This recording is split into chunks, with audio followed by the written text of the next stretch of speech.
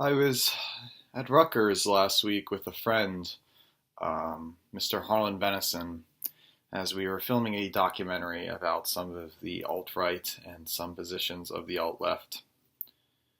Over there, I was having a conversation with Harlan Venison about what problems or criticism would Asian-Aryanism have in the future. Luckily, I saw some problems over the weekend, accordingly from his roommates and some other people. Of course, when I say Asian Aryanism, I refer to the both bond between whites and Asians in the future that will create a bicultural movement, people, scene, whatever. This movement should have basically a giant entryism for anyone. Like the classic American dream, people can get into America, find their job, get their $60,000 a year, their family, their 3 children, and live happily ever after. And that includes all of socioeconomic levels from the bottom, from rags to riches. And everyone has that. But of course, they say the American dream is dead. Well, I have some weird thoughts that maybe even the Asian Aryan dream, which was once big in the 90s and 2000s, is reaching a tipping point as well. Not to say that Asian Aryanism is dying, it is definitely growing. It's a matter of yellow pilling the new cucks to our movement. But as long as the normie attitude survives, it's going to be hard. And this is where my criticism comes in. Some people I remember discussing, I was kind of barfing at some of the normie behaviors of roommates, and I was just, it's the typical white kid with the huge video game collection, the Super Nintendo Classic, which I predicted on my YouTube channel would be the ideal normie Asian Aryan thing, which is true.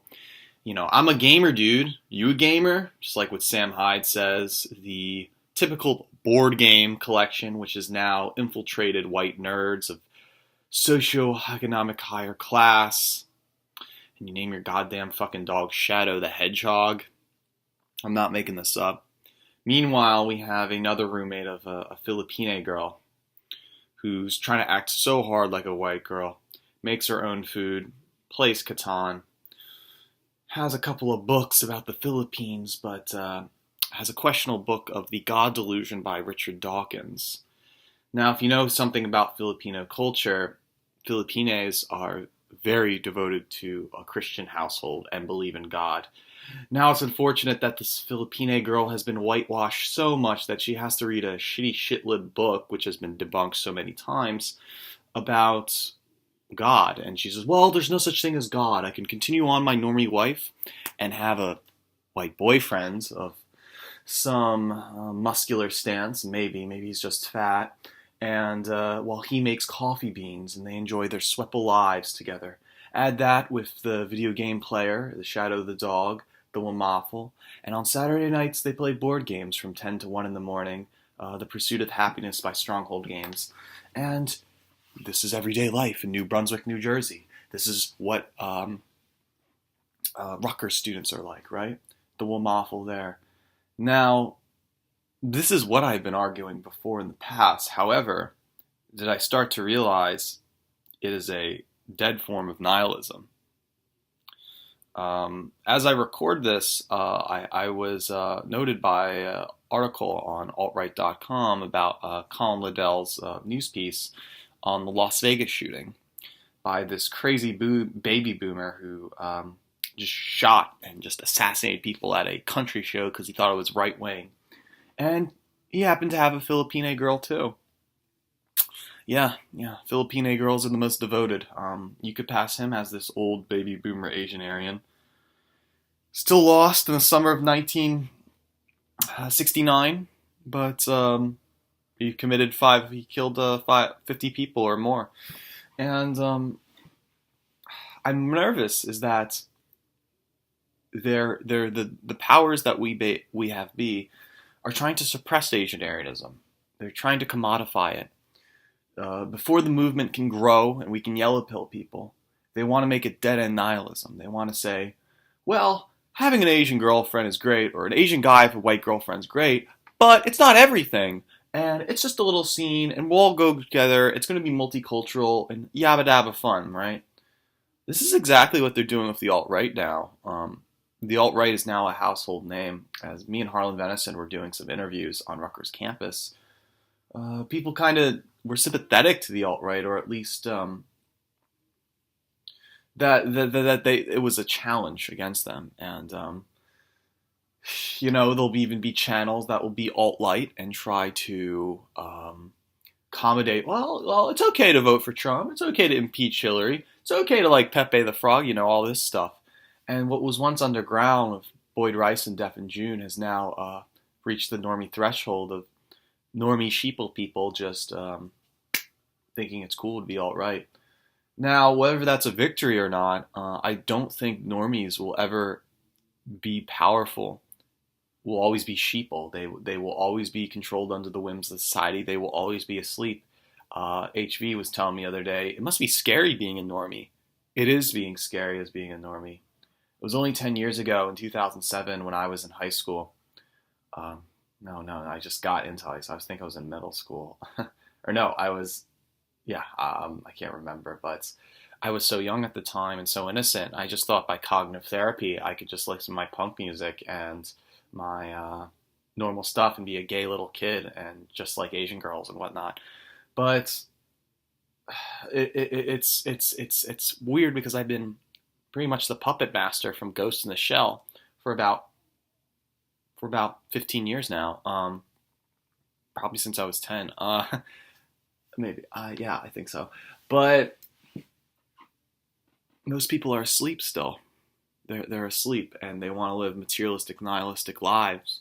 And that's what the enemy Asian-Aryanism is facing right now is nihilism. The upper class elites that want the Clarity plan to happen just want Asian-Aryanism to be nihilism. They want it to be row, row, row your boat gently down the stream. Merrily, merrily, merry, merry, life is but a dream, right? They want that to happen. And that, I think, is a very scary thing because that just means the guy with his Filipino girlfriend who's turned atheist and whitewashed and brainwashed by this stupid fucking cosmopolitan polis society, well, that's just a phase. She's probably going to be ending up as a spinster shrew or just a shit person.